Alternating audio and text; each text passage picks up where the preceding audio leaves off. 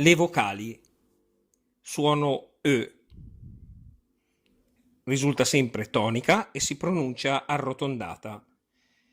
Le labbra come quando si pronuncia la O e la lingua come per la E. Nel suono aperto e breve l'abbiamo nei casi della desinenza al singolare.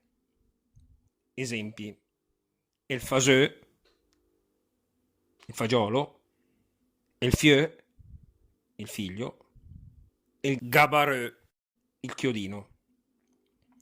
Mentre il suono diventa chiuso e lungo nei casi in cui abbiamo la tonica interna, esempio la röda, la ruota, scindiröla, Cenerentola, oppure le desinenze al plurale, i faseux, i fagioli, i fieux, i figli, i gabareux, i chiodini. Sentite che il suono è lungo.